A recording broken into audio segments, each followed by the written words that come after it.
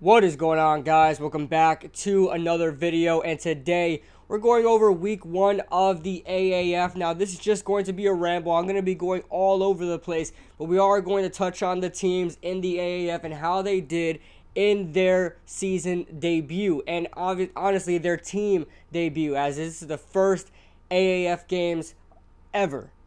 So let's first talk about the Orlando Apollo, since that is my team that I have chosen to root for before the season started, because I live in Florida, only Florida team, and I just really like their roster, really like their uniforms. It's just everything fits with me with the Orlando Apollos. So let's talk about the Orlando Apollos versus the Atlanta Legends.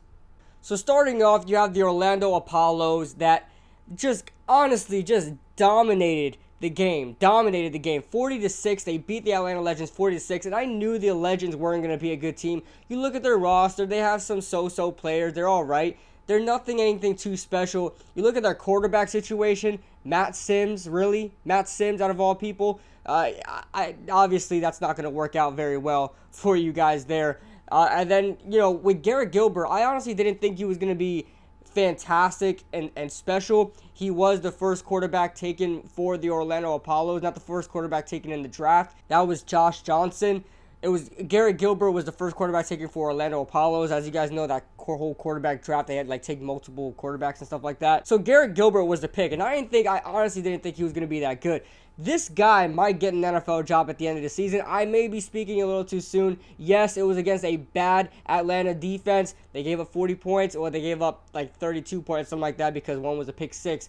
But at the same time, they gave up a lot of points. So the Garrett Gilbert played fantastic. I believe he was 17 to 27, 227 yards, 2 touchdowns, also caught a touchdown as well.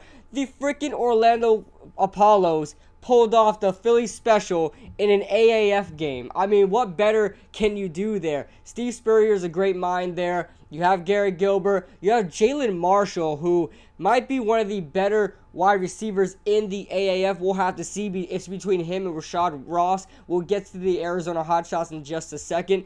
So we'll get there in just a second. But at the same time, Jalen Marshall looks absolutely amazing. He caught absolutely everything for the Apollos. Then you look at the running game. Akeem Hunt ran the ball pretty well. You have that other guy. I can't remember his name. It's Johnson. I thought it was Storm Johnson, but I remember he got cut. So it's another Johnson there, number 22.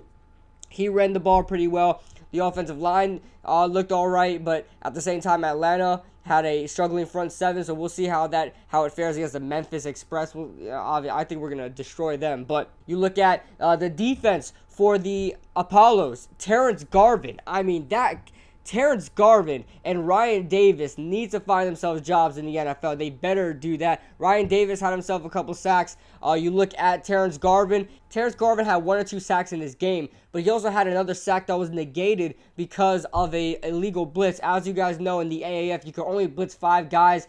One of the linebackers rushed, and it was a 6-man rush. Terrence Garvin got there first, and it was negated. It was a negated sack, and it was a penalty on the defense, giving the offense 15 yards. But besides the sacks, he had 2 interceptions, 2 very, very good interceptions in pass cover. They weren't little tip drills. They weren't at the right place at the right time. He literally played snake eyes with Matt Sims, gave him the look that he was shading outside, went inside, caught the ball perfectly, like a wide receiver almost. I mean, he played very well, had 2 interceptions. One of them was a pick six, and also had 10 tackles to match with it. Terrence Garvin played a phenomenal game for the Apollos. I then want to talk about the Birmingham Iron and the Memphis Express. Listen, the Birmingham Iron, I would consider them one of the top 2 teams in the league right now, but that's just not the case because of what I saw from the Arizona Hotshots. They might, listen, I'm a Apollos fan, but they might be better than the Apollos. I don't know.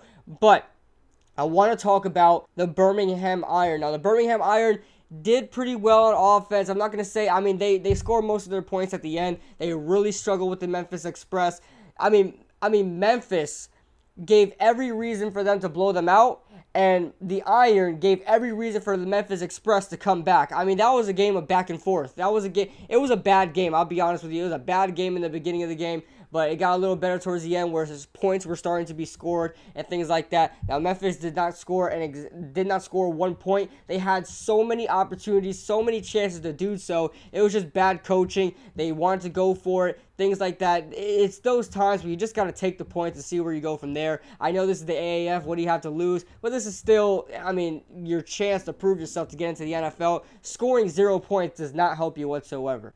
Trent Richardson still seems to be a huge disappointment in the AAF and the NFL. He has not done anything in this game that will warrant him an NFL roster. He has not done anything in this game that he hasn't done in the NFL. Yes, he can run for some extra yardage, but he still had three yards per carry. Had 2 touchdowns, yes, but he's going to be used as a bowling ball. He's not a premier running back. He's not a featured running back. This is not a guy you're going to bring on as your starter in the NFL in any way, shape, or form. He may get a job in training camp and then be cut from there, but I don't see Trent Richardson as being more than a guy just to get you some tough yards. He can't even, I mean, I don't know what it is. He doesn't play as big as he is. Teams are constantly getting to him behind a line of scrimmage. He's not able to do anything about it. So, I mean, I don't know what to make of Trent Richardson, but he's just not going to be a good running back in the NFL. So that it is what it is. I then want to move on to Christian Hackenberg. And my God, Christian Hackenberg. I think Zach Mettenberger is the backup quarterback. They definitely need to bring in Zach Mettenberger. Nothing he's shown here is any different than what he's shown with the Jets and with Penn State. He just doesn't know how to throw the ball. I don't know what it is. He makes bad decisions. He's very pressured. When he gets under pressure, he doesn't know what to do. He's very bad under pressure. And Christian Hackenberg is just terrible. Okay, I don't know how he won the job over Zach Mettenberger. Zach Mettenberger must be miles worse than Christian Hackenberg for him to be the starter. Now, I don't know if it's because he has a lot of press coming into this game. I don't know if he's the highlight man coming into this game because he was a fairly high drafted pick. He was drafted in the 2nd round. Okay, that's pretty high drafted for the AAF. And you look at Zach Mettenberger, who was like a 6th round pick or something like that out of LSU, played a couple years with the Titans, was starting for the Titans before Marcus Mariota came in. Didn't perform too badly, but he just wasn't a starting quarterback. But definitely, I think the Memphis Express needs to try out Zach Mettenberger against the Orlando Apollos. He will not survive against the Apollos because I don't think Birmingham is better than the Apollos. I think Birmingham is a top 3 team. I think they're the 3rd best team in the AAF. But I just don't know how Christian Hackenberg is going to fare against that Apollo defense. Now, we could talk about the San Diego Fleet and the San Antonio Commanders. But I did not watch that game. I could not watch that game, so I really don't know what to say about that game. But especially that it was a defensive game. Now, San Diego Fleet did play very good defensively. DeMontre Moore is on the San Diego Fleet. He had himself a sack for the San Diego Fleet. And the San Antonio Commanders, they have themselves a very legit defense as well. I think Zach Sanchez is one formerly of the Carolina Panthers, pretty decent cornerback. I believe he is on the San Antonio Commanders. And we'll see what happens from there, guys. Like I said, I did not watch that game, so we'll see what happens there. But I want to now move on to the Arizona Hotshots versus the Salt Lake Stallions. Now, I thoroughly enjoyed this game because this was more like an NFL game. There was constant scoring, constant back and forth, very good plays. We even saw a one-hand catch by Rashad Ross. We even saw some good defensive plays by both sides of the ball, by both teams, in which I believe the Hotshots won that game 38-22. Now, the Hotshots have the ugliest uniforms in the AAF, but they are certainly one of the better teams in the AAF. Now, there's always teams like that. I don't know why teams like to go that ugly green and yellow. I mean, I love the Packers. I mean, they're a very good team. They were a very good team. They have very good legacy and things like that, but I think their uniforms are completely ugly. The Hotshots are no different. Very ugly uniforms, but they played very well despite their ugly uniforms. I mean, you look at Josh Wolford, I believe his name, Wolford, out of Wake Forest. Now, he was a guy that I believe was drafted. Correct me if I'm wrong. A lot of people were looking at him during the draft and things like that as potential sleeper quarterbacks. He is definitely performing in the NFL very well and very well beat, outplayed Josh Woodrum, who I believe was with the Baltimore Ravens, correct me if I'm wrong, as another sleeper quarterback that could win a backup job in any other NFL team.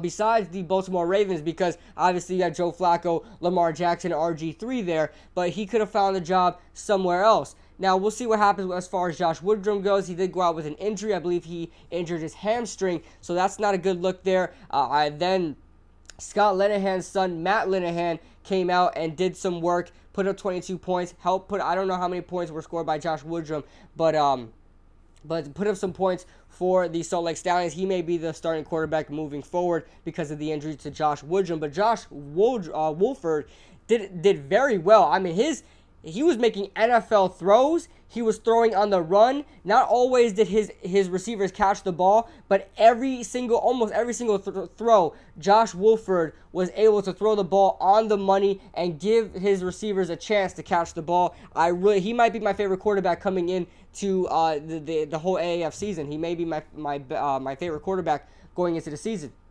Then you look at Rashad Ross.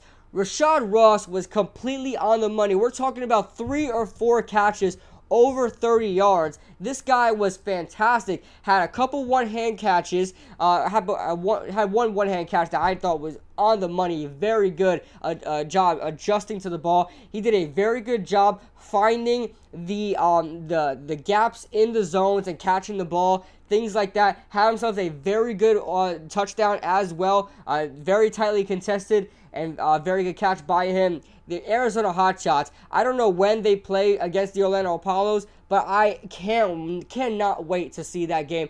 Very looking forward to that. So if you guys look at my rankings, I'm going to be ranking, let's talk about the power rankings for the AAF. At number 1, I have to give it to the Atlanta Apollos. This is not biased whatsoever. Because of the fact they scored so many points, because of the fact they gave up so little points, they won 40-6. Now, if the Arizona Hotshots, they only scored 2 less points than the Apollos. But if their defense didn't allow 22 points, if they allowed 10 or 13 points, I would say Arizona was the better team. But they allowed too many points for me to say that the Hotshots are the better team in the AAF. I'm going to give it to the Atlanta Apollos. Offensively, defensively, they were just on the money. Their special teams needs to get a little better. They got that track star. He got hurt, and nothing was the same after that. And, I mean, he wasn't good to begin with. He wasn't able to catch the ball. He was just fast. But you look at the Atlanta Apollos, they have to be the best team in the AAF right now. Then I have to say the Arizona Hotshots. They are a very good team.